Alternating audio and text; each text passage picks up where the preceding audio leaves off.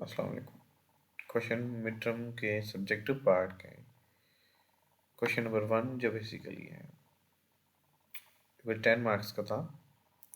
उसमें ये करना था कि आपको एक प्रोग्राम गिवन था, जैसे कि यहाँ पे गिवन है। ठीक है, इसमें डेटा सेगमेंट की वैल्यू भी गिवन है, स्टैक सेगमेंट की वैल्यू भी गिवन है कि उसके अंदर सेगमेंट एड्रेस क्या पड़ा हुआ है। Similarly code segment, extra segment and SP की वैल्यू गिवन है। और ये कुछ एड्रेसेस हैं जो कि फिजिकल मेमोरी, जो कि इस प्रोसेसर केस में जो असेंबली पढ़ रहे हैं, इसमें फिजिकल जो एड्रेस है वो 20 बिट का है। यहाँ पे हमें लॉजिकल एड्रेसेस गिवन है। ठीक, तो इस प्रोग्राम में तो लॉजिकल एड्रेस यूज़ हो रहे होते हैं। तो इस प्रोग्राम के अकॉर्डिंगली आपने बताना है कि इन लोकेशन में से कौन से ऐसी लोकेशंस हैं वो अब मॉडिफाई हो रही है। ठीक है, पहला काम जो पार्ट ए था उसमें ये काम आपने करना था। पार्ट बी में वो जो वैल्यू है वो फाइंड करनी थी जो मॉडिफाई हुई है। अपडेट वैल्यू क्या होगी उन लोकेशंस की। तो दो पार्ट थे। पहले देखें, बी एक्स में आप मूव करवा रहे हैं, एक लोकेशन है। ठीक, तो एक चीज़ मैंने डिस्कस की थी कि अगर आपने अरे के अंदर ट्रैवर्स करना है तो हम बी एक्स यूज़ करते हैं। स्टैक के अंदर अगर ट्रैवर्स करना है तो हम एस पी यूज़ करते हैं। तो इससे ये मुराद थी कि जब हम एक्चुअल बी एक्स के थ्रू जब फिजिकल एड्रेस कैलकुलेट कर रहे थे तो हम डेटा सेगमेंट को यूज़ करते हुए फिजिकल एड्रेस कैलकुलेट कर रहे थे बी एक्स में, बी एक्स के साथ। तो सिमिलरली बीपी के साथ स्टैक सेगमेंट एफिलेटेड है, तो बीपी को यूज़ करते हुए बीपी के साथ हम स्टैक सेगमेंट एड्रेस को यूज़ करते हुए हम एक्चुअल फिजिकल एड्रेस निकालेंगे। फिलहाल तो हमें तो जस्ट हम वैल्यूज मूव करवा रहे हैं, एड्रेस की ज़रूरत हमें यहाँ पे पड़ेगी। और सी एक्स में हम B C D double zero पे जो है वैल्यू पड़ी हुई है वो मूव करवा रहे हैं। तो इसका सोल्यूशन देख लेते हैं। देखें, B C D double zero, ठीक है, ये तो हमें लॉजिकल एड्रेस गिवन है। इस लॉजिकल एड्रेस को यूज़ करते हुए हमने फिजिकल एड्रेस निकालना है। तो देखें, ये डेटा सेगमेंट का पार्ट है। ठीक है, तो यहाँ पे ये वाला एड्रेस हम यूज़ करेंगे। तो मैंने ए एक्चुअल निकालने का तरीका ये है कि एक ज़ीरो हम अपेंड करते हैं, इसके साथ इसको ऐड कर देते हैं, तो एक्चुअल लोकेशन ये बन गई। ठीक, B C D A B C D zero, ठीक, एक्चुअल लोकेशन ये बन गई। तो इस पे जो वैल्यू पड़ी हुई है वो हमने सी एक्स में मूव करवानी है। ठीक है, तो देखें, सी एक्स में मूव करवाएंगे तो यकीन 2 बाइट निकलेंगी। तो एक बाइट ये होगी और दूसरी बाइट ये होगी। ठीक है, ये 2 बाइट।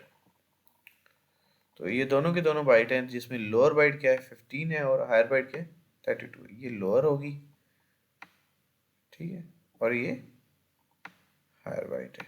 ठीक है, तो जो नंबर सी एक्स में स्टोर होगा वो एक्चुअल में क्या होगा 32 एंड 15। ये सी एक्स में जाके स्टोर हो जाएगा। अब उसके बाद जो नेक्स्ट इंस्ट्रक्शन है, देखिए हम सी एक्स में 12 टाइम, उसके बाद जो इंस्ट्रक्शन थी सी एक्स में 12 टाइम शिफ्ट करवा रहे हैं। शिफ्ट राइट है, राइट मीन्स राइट से 12 बिट्स निकलेंगी। 12 बिट्स मीन्स के ये जो चार निबल हैं 5 1 एंड 2, ये स्टैक्स इससे सी एक्स से निकल जाएंगे और सी एक्स में जो अब वैल्यू होगी वो क्या होगी 3 होगी। और बीपी में जो वैल्यू है वो ये एड्रेस है जो हमने रखवाया है बी सी बीपी में, और बी एक्स में बी डबल सी बी। तो ये वैल्यूज़ अब सी एक्स बी पी और बी एक्स में ये वाली वैल्यूज़ इस इंस्ट्रक्शन के बाद ये वैल्यूज़ होंगी। नेक्स्ट जो पार्ट था जो कोड का, उसमें यह है कि ये लूप था, लूप की इंस्ट्रक्शन थी। हमें पता है ये इंस्ट्रक्शन उतनी बार रिपीट करेंगी जितनी बार सी एक्स में वैल्यू है। तो देखें सी एक्स में क्या है 3 है, तो इट मीन्स कि इसने 3 टाइम्स रिपीट करना। ठीक, ये सारी इंस्ट्रक्शन 3 टाइम्स रिपीट होंगी। और इस लूप इंस्ट्रक्शन के अंदर देखिए push word B X and pop word B X. अगर इसको मैं लिखना चाहूँ तो आसान, मतलब इसको लिखना चाहूँ सिंपल वर्ड्स में, ठीक है, तो ये है कि इस जगह पे जो वैल्यू पड़ी हुई है मैं उसको इसमें रखवा रहा हूँ। मतलब बी एक्स के अंदर, बी एक्स को मैं डी रेफरेंस कर रहा हूँ, तो कंसिडर ये हो रहा है बी एक्स के अंदर कोई एड्रेस है, मीन्स बी एक्स के अंदर जो एड्रेस पड़ा हुआ है, ठीक है, उस पर जो वैल्यू पड़ी हुई है, मैं उस वैल्यू को जो बीपी के अंदर एड्रेस है उस पर रखवा रहा हूँ। ये इंस्ट्रक्शन पुश वर्ड कर रहा हूँ, बी एक्स के अंदर जो एड्रेस पड़ा हुआ है उसके पेज, उस पे वैल्यू जो पड़ी हुई है उसे मैं स्टैक में रखवा रहा हूँ, ठीक है। बी एक्स के अंदर जो एड्रेस था उस पर जो वैल्यू पड़ी हुई थी वो स्टैक में चली गई। जब मैं दोबारा पॉप कर रहा हूँ, पॉप किस में कर रहा हूँ, जो बीपी के अंदर जो एड्रेस है उस पे जो वैल्यू पड़ी होगी उसमें मैं पॉप कर रहा हूँ, ठीक। तो यहाँ पे तो लॉजिकल एड्रेस होता है, ठीक। तो एक चीज जो यहाँ पे हम देख सकते हैं कि बी एक्स के अंदर जो एड्रेस है वो अपडेट नहीं हो रहे, मीन्स उन पे वैल्यूज अपडेट नहीं हो रही। जो बीपी के अंदर एड्रेसेस हैं स्टोर, सिर्फ जस्ट वो ही अपडेट हो रहे हैं, ठीक। बीपी के अंदर जो एड्रेसेस हैं सिर्फ वो ही अपडेट हो रहे हैं। बीएक्स के अंदर जो एड्रेस पड़े हुए हैं, उन एड्रेस स्टोर्ड है, उस पे जो डेटा पड़ा हुआ है वो अपडेट नहीं हो रहा। जो बीपी के अंदर एड्रेस स्टोर्ड है उस पे जो डेटा पड़ा हुआ है सिर्फ वही अपडेट हो रहा है। तो हमें अब वो एड्रेसेस हमने फाइंड करनी है। हमें पता है कि बीपी जो है वो स्टैक सेगमेंट से एफिलिएटेड कर रहा है, तो इस केस में हम फिजिकल एड्रेस निकाल लेते हैं। स्टैक सेगमेंट के अंदर जो वैल्यू थी वो क्या थी, A001, और बीपी के अंदर जो वैल्यू पड़ी है वो BC है। तो एक्चुअल एड्रेस निकाल लेते हैं। तो मीन्स एक ये जो एड्रेस है इस पे जो डेटा पड़ा होगा वो अपडेट होगा, और यहाँ पे हम पॉप पॉप वर्ड कर रहे हैं, मीन्स कि इससे फॉर इमीडिएट नेक्स्ट जो लोकेशन होगी +1 करने के बाद वो भी अपडेट होगी। +1 कर दूंगा तो कौन सी लोकेशन मिलेगी मुझे, ABCCD।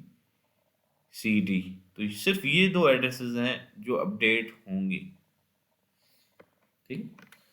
ABC and ABC and D, in addresses पे जो डेटा होगा सिर्फ वही अपडेट होगा। अब आते हैं कि इनमें डेटा क्या होगा, वो फाइंड करते हैं। तो देखें इनिशियली जब CX में 3 है, ठीक है, CX में 3 है, उस वक्त BX में क्या होगा, BCCB, ठीक।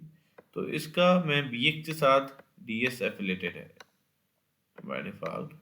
तो जो एड्रेस निकालेंगे तो वो बेसिकली ए, ये फिजिकल एड्रेस बनता है ABCCB।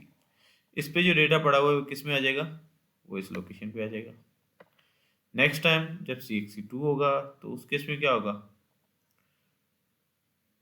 बी, इसमें एक इंक्रीमेंट हो रहा है, देखें BX की वैल्यू अपडेट हो रही है, BP की वैल्यू अपडेट नहीं हो रही, और इस इंस्ट्रक्शन का कोई फर्क नहीं पड़ रहा हमारी, क्योंकि स्टैक में हम रखवा रहे हैं उसी वक्त निकलवा रहे हैं स्टैक से चीज़ें। तो SP में अगर इन दोनों के दरमियान में कोई SP की वैल्यू चेंज हो रही होती तो फिर फर्क पड़ हो सकता था, मगर अब नहीं होगा, क्योंकि पुश और पॉप के दरमियान में कोई ऐसी इंस्ट्रक्शन नहीं है, तो मीन्स ये अफेक्ट नहीं करेगी, ये जस्ट मीनिंगलेस है, हो या ना हो कोई फर्क नहीं पड़ेगा उन लोकेशंस पे जहाँ पे डेटा अपडेट हो रहा है, ठीक।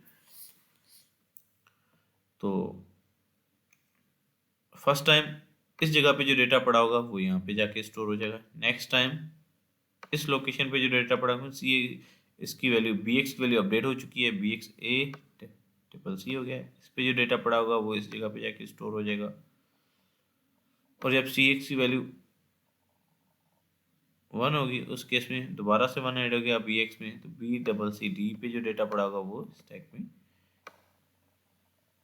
इस जगह पे जाके स्टोर हो जाएगा, ठीक। तो देखिए इसको अब देख लेते हैं मेमोरी में। मीन्स के जो लोकेशन जो जस्ट अपडेट होने हैं वो सिर्फ और सिर्फ ये दो एड्रेसेस हैं जो अपडेट हो रहे हैं। फर्स्ट टाइम होगा ये कि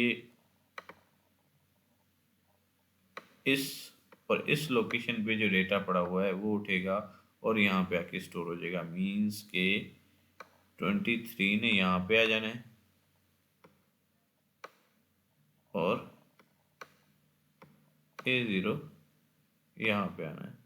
नेक्स्ट टाइम आप देख सकते हैं कि यहाँ पे सेम लोकेशन के डेटा सेम जगह पे जा रहा है, जस्ट उसी जगह पे, तो मीन्स अपडेट कुछ भी नहीं होगा नेक्स्ट टाइम। तो यही वैल्यू यहाँ पे पड़ी होगी 23।